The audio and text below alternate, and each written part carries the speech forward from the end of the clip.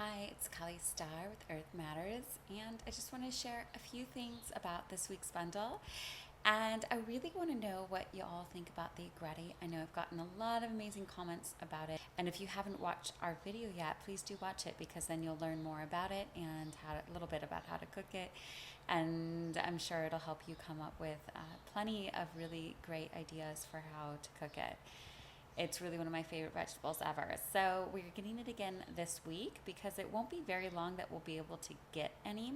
So although we're having it two times in a row, I think a lot of you haven't been able to try it yet because some of you are on an every other week subscription. We're looking at that. And then also for those of you who did get it last week, I hope that you will really enjoy having it again because it could be a whole other season or maybe even a whole other year before we get it again. I don't actually know.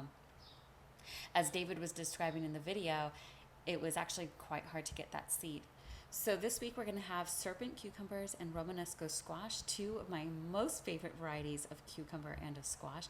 Romanesco squash is really more of a nutty flavor, and not a lot of growers grow it. I heard that that's because it doesn't yield as much as zucchini, and it doesn't last as long on the shelf. So you probably haven't seen it at the supermarket before.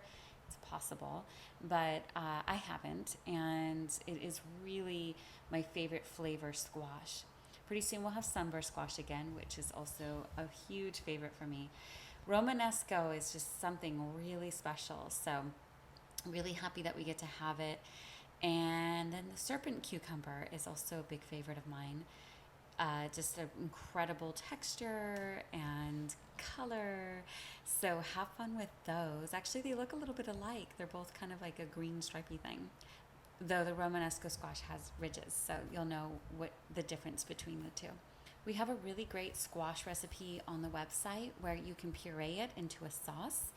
I came up with that when I was looking for a different way to make curry without coconut milk because I went through a phase where I just refused to buy anything from a can, including coconut milk.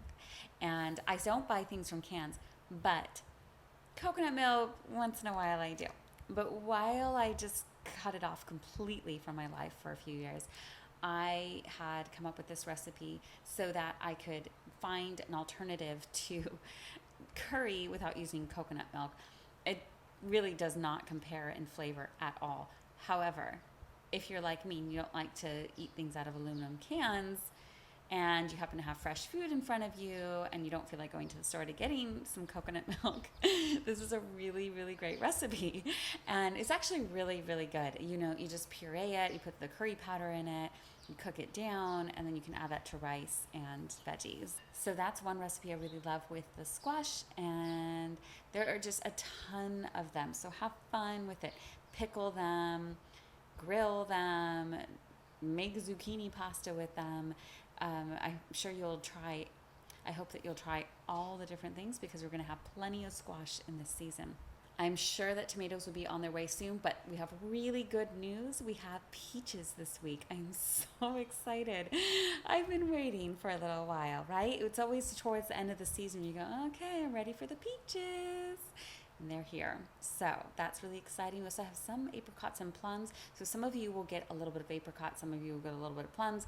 We don't know who will get what right now because they're just coming in and the farmer only has so much for us to be able to, that's available for us. So anyhow, everybody, thank you so much for watching, and I will see you all soon.